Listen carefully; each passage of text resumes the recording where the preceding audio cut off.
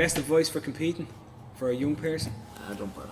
Don't bother. Nice. I'd say don't put much pressure on yourself. I would say if you're going to compete, try and take the positives out of it, that you're trying to use the techniques that you're developing in class.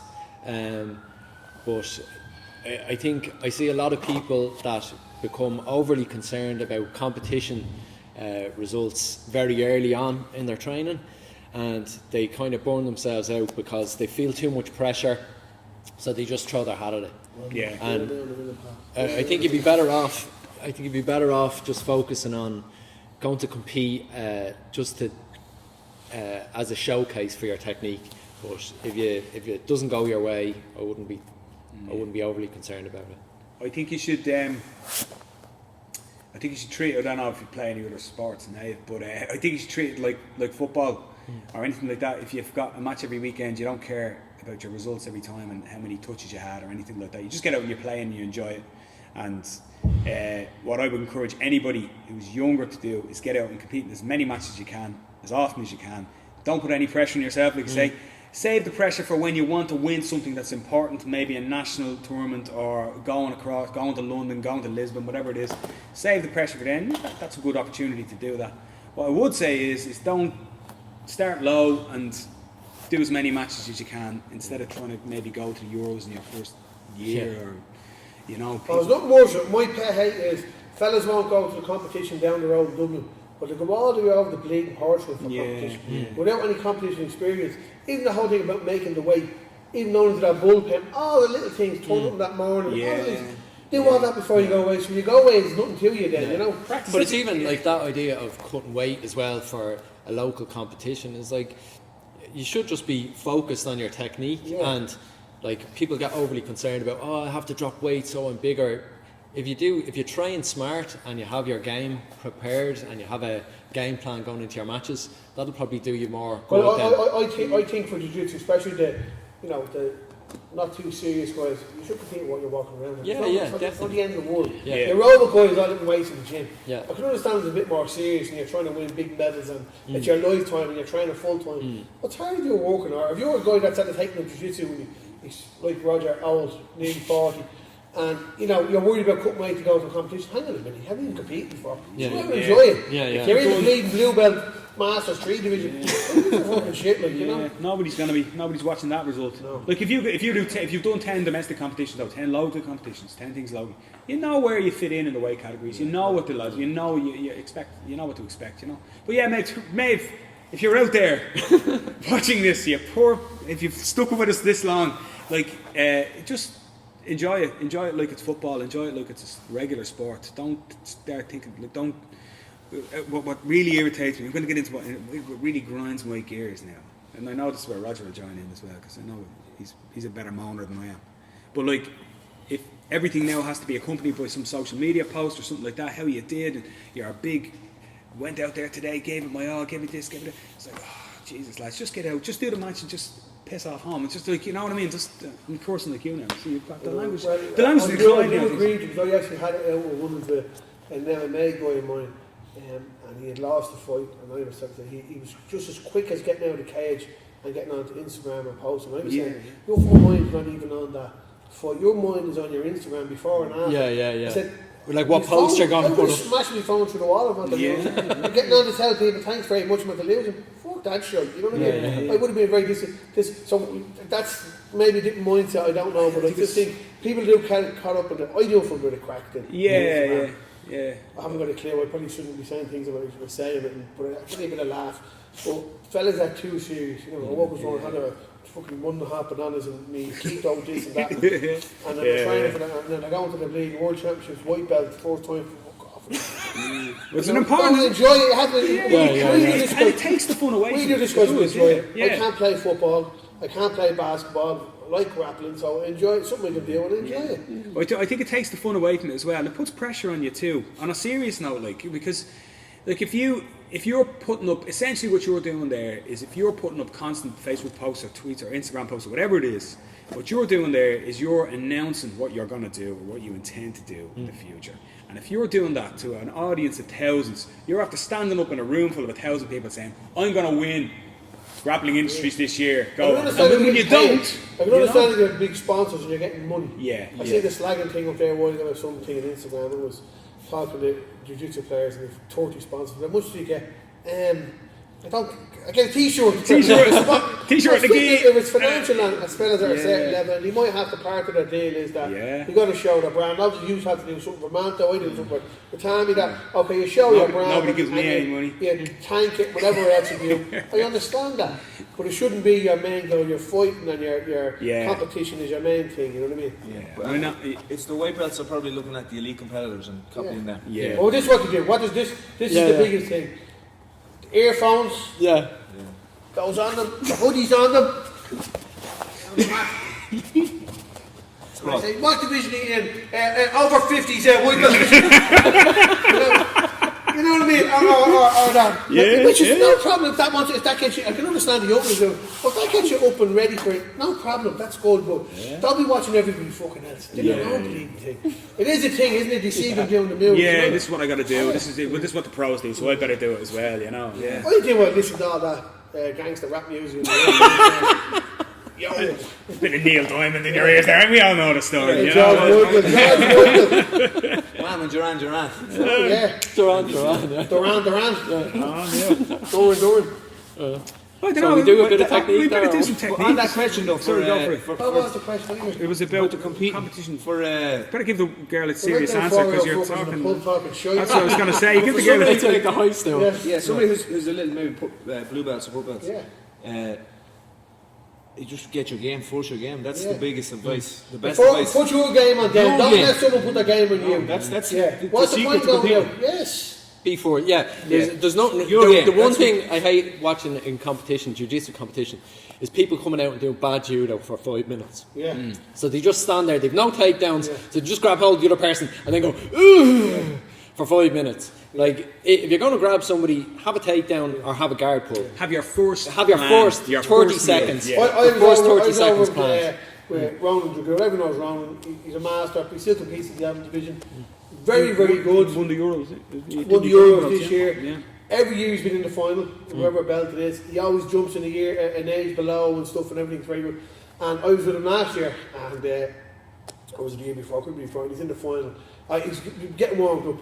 What's the game plan? What's the game plan? You pull half guard. That's your game.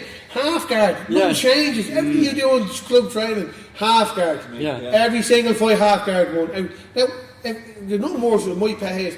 You see fellas in front of you out trying to learn a new technique. Do something new. No, do what you do in the gym every week. You're to be drilling and walking and hours and hours of doing it. That's what you do. Half guard. And you half guard everyone and bleeding.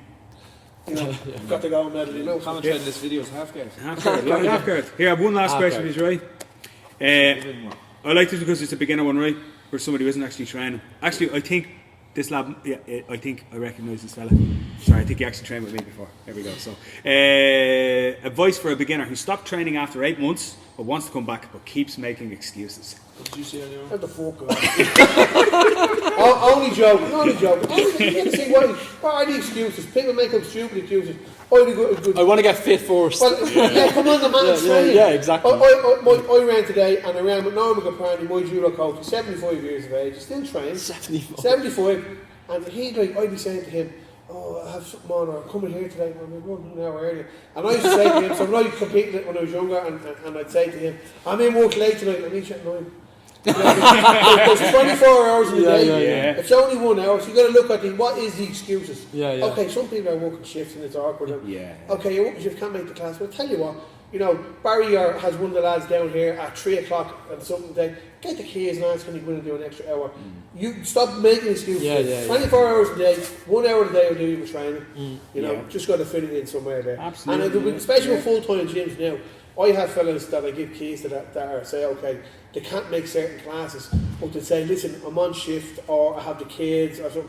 Is it okay if me and 2 guys get the keys and come up and drill? No problem. Once you let me know and you're training and it's proper, more training the better. that's great. Yeah. That's great. So that's the thing. I think things have changed as well. Look Probably at your even, excuses and let's see can we deal with them. I think things have changed because I think if I remember correctly, it's Patrick. I think he's probably around in his mid-30s. Things have changed well with gyms as well. It's not all young fellas, coming up and smashing each other. It's not all. You're not coming on the mat in the jiu-jitsu and like well, you might have a professional MMA fighter on the mat which is smashing, but there's a lot of masters now. Load of people. I find, especially in my gym, it's mainly mostly masters doing jiu-jitsu. Like, I mean, we're all over. Well, we're all over 40, and he looks over 40, so you know. Use over 40. Yeah, bollocks. Yeah, but you like, do you know what I mean? It's not. It's. I think a lot of times people like you say, they make excuses, but some of them are understandable. It's like, look, I don't want to be going up there and rolling with some 22-year-old who's going to pull the head off me. It's like, no, it's not like that anymore. Maybe it was like that once. I don't think it ever really was particularly that bad, but maybe to an extent. Like, it is fucking very intimidating to watch. And we forget. Yeah, it's easy for us to walk in. Even big. Who was telling me? Someone told me some big animals. I was listening to Henzo Gracie on a podcast. He was saying some big fucking 6'9" firefighter walked into his gym, and he was telling him after that he was intimidated walking in. Like, you forget. You can't. Well, it's fucking mad. Yeah. You know, the Derby brothers are in my place. So they're very good and good established MMA fighters. And young Derby's taking the bronze in the European Championships and did very good amateur record. Well, their dad was bringing them to our gym a couple of years ago. And as they walked up the stairs, I won't tell you what, but someone knocked someone out. And the dad said, turn around, lads, this isn't the use. So it is intimidating. We change our MMA jiu-jitsu nights up that they don't clash. Because a jiu-jitsu guy coming in, especially in these tourists coming into the gym, and there's all these fellas, Ivan and Reds and the Butcher, all the tops off. And he's going to get a bloody nose, you're going to get someone getting... And they're looking at that and they're saying, I said, fuck me one day, I wouldn't want to come up here myself. You know, so you do have to look at it and say, you know, people coming in will be... Is there a way to do it? Yeah. I remember a fella coming up to me, it's just, I think he still trains. It's the same fella I'm thinking of. But anyway, he doesn't train with me anymore. But he came up and he was talking to me, well look, I've been watching for a while, you know, I've been actually keeping an eye on the gym and been following your social media stuff and all that. And I went, yeah, great, you know. I was watching, and I was originally going to come up and he mentioned where we were, and to the office unit, he just had up Ballyball, and I went, lad, mate, that's 7 years. That's 7 years ago. And he went, is it? And I went, yeah, you've been sitting. I said, well, have you? You've been sitting on your hands for 7 years. You've been sitting on your hands for 7 years. Just get up and come. Just get up and go. Don't, look, Andy said, it's 24 hours a day. And you don't, it's not intimidating, I think, anymore. It's not as intimidating as it was. And I think especially, like, even like you're saying, coming up to watch MMA guys, but like sometimes people come up and you watch like a hard roll, and you see lads trying to choke each other, and you hear them.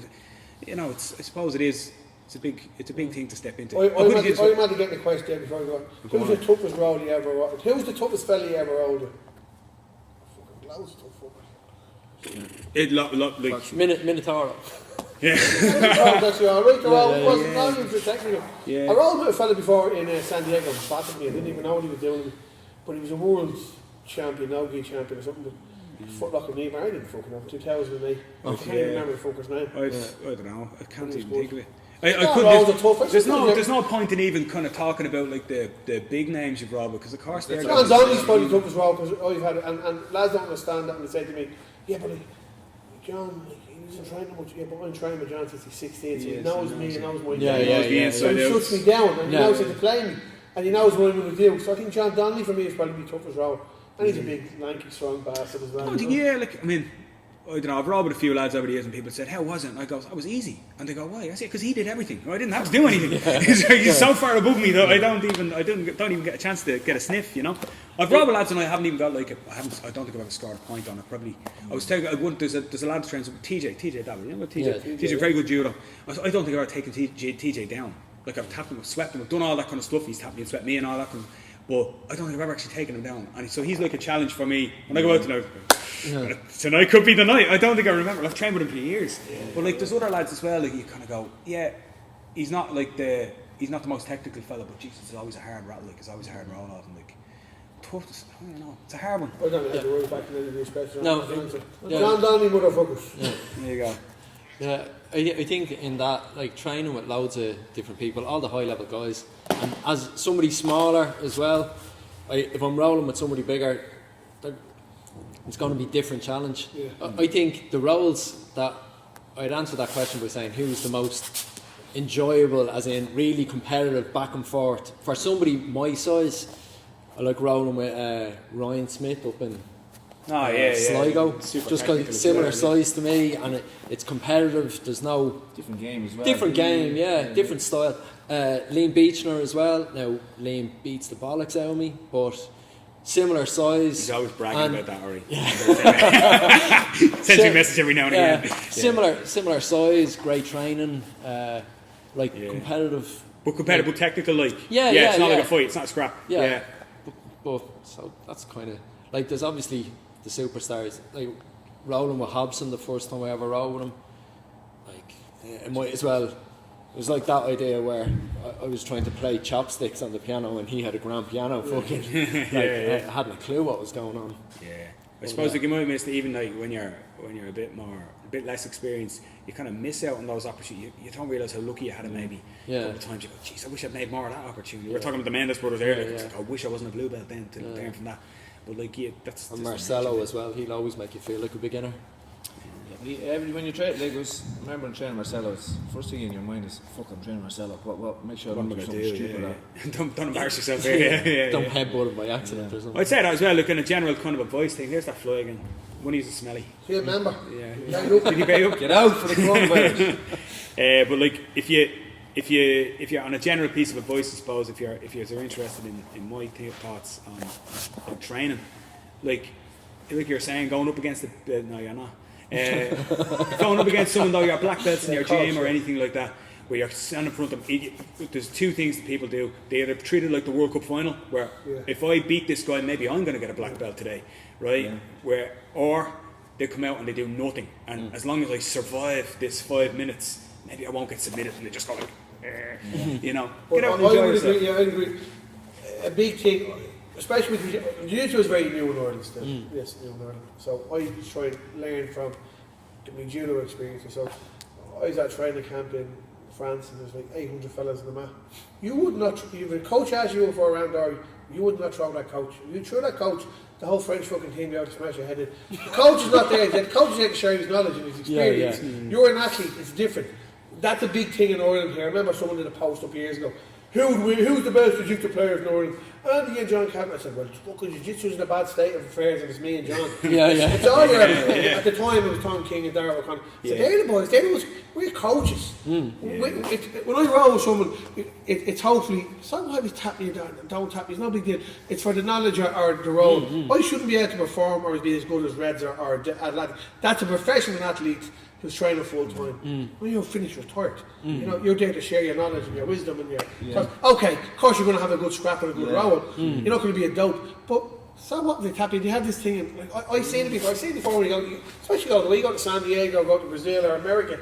Because fellas aren't trying to kill the old 50-year-old black belt and the 6-year-old because they know. He's done his time. You know what I mean? Yeah. I've been the other thing as well is it shuts down kind of that learning environment as well, because what happens is black, brown belts, purple belts, whatever they are, they come out and they feel like they have to defend their patch. You know, it's like, okay, I can't even. So if I'm a brown belt, say 25, whether I'm 25 or 45, and I come out and this fella's coming out to murder me, right? So every time I have to come out and play my A game every time. So I can't develop a new sweep, or I can't, or if I feel like if I let this guy pass my guard, he's nearly going to be getting up and celebrating. That happened one lad. This literally happened.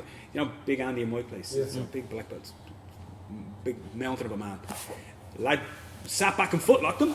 And Andy tapped because it was a good footlock. And the guy got up and went, yes! And just jumped up. And I went, this is going to end very badly.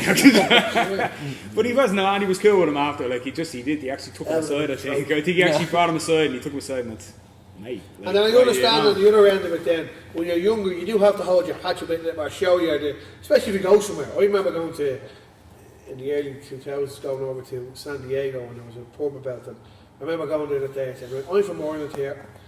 I'm a bit old, I'm in my 30s, but I'm not here to be fucking beat up. And I got to let them know day one. Right? So, I got to let them know day one, so I'm not going to be walked over here. Next one I got a phone call out Mick Hagan from Dublin and said, Andy, you me that right over there? I said, yeah, why? Some lads said you were fucking trying to kill them.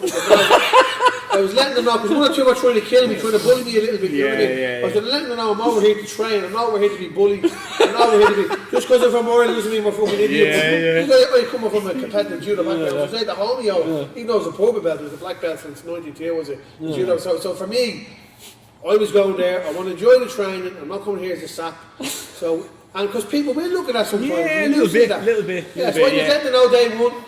It's not hard me, I go fucking hard at you. I'd stick my head in your head and that's. But then we were grand. John Brown. Who? That was your fault. He told me to do that. I took it a bit extreme and he didn't tell me to do it. To be fair though, look, it's you do. Carol, that blame him, he won't warm me up as well. Yeah. If you do have to, like you say, you do have you. No, I didn't do it in a bad way. What I did was I was competitive. You rolled hard. I was a competitive judo player, a black belt for a long time. So even though I was a purple belt, I was probably higher level than a purple belt. I could hold my own and a good wrestleability. So I was able to give a little bit of stick back. Yeah. And you killed the coach. Yeah, you killed the coach. Not You're better than the coach. No, you have to go on against what you said. not the coach. I was very respectful to the coach. Everybody else though got no respect whatsoever. But what other sport is like that? That's why it's unusual as well. Like look at football. The coaches don't be playing against. Yeah, exactly. Nobody ever even boxing, like a boxing coach. Oh yeah, show me, Joe. A boxing coach is not going to be inspired with it. Judo players, because it was, I won't mention it, but there was years ago there was an Irish judo coach who was away in Japan with a couple of Irish players, and he was throwing all the fellas all over the place. And he said to the lads afterwards, "You should win this bleeding world championship." I might be a million all day. They were respectful of him because he was the coach. They weren't going to throw him. They're like 20-year-old Olympic athletes. This man was fucking in his 60s, red and white belt, and he was like, "No, like that's the respect." Yeah, they're just stepping back there. We're not going to throw you. You're a coach. You're a higher belt level. It was an honour for us to be on the mat with you. He was trying to nail these lads. He's not around them. And then the lads said it to him. No, that's respect. I was wondering. He said, "You're not over really easy." I was we with Felipe Andrew over there just after the Euros, and we were drilling from 50-50, and he sat in and let me play with his foot for a while. And eventually I caught the foot lock on him, and he tapped it. Hey, we got up and jumped off. Jeez, you just tapped the Europe, yeah. I said, if Felipe Andrew wanted to right there in that moment, he could have pulled the foot off me. He's let me have it. It's like he's training, he's happening, he's drilling. He doesn't give a monkeys. I just have to say, like with the higher level, the higher the level you go, the better that is. Like I know there's a few exceptions where there's a few lads who are they're like very hard roll all the time. But the more high level guys, you guys have had loads of high levels, you guys in here and over in your place as well. The better it is. That fella, that young fella came over, and I say young fella, he's 24, 25, but he's the young fella to me. I'm old enough to be his dad. I do some fucking moaning. I do, yeah. Well, he came over, and he was looking out, rolling with the alphas, he was rolling with the girls, he was rolling with everybody, letting them have positions, letting them take positions. It's a good lesson for everybody, I say smash the girls when you're over them. Right. They want to be on the mat, smash them. There you go. Good man, Andy. We'd better finish on that note. All jokes. You're a feminist. We have a very good girl in our place in the team. She's won a good few medals in Jiu-Jitsu when she fights MMA. And I'd be looking at fellas trying to kill her. I said, lads, let's fuck. Yeah. Let's stroll, be technical. That's when your technique has to come in there. So I don't have technique. You have loads of technique. You can, Marcelo Garcia, superstar. We know all about you. The fancy gym, fancy trees, pictures on the wall. It looks like flies. That's not security. Yeah.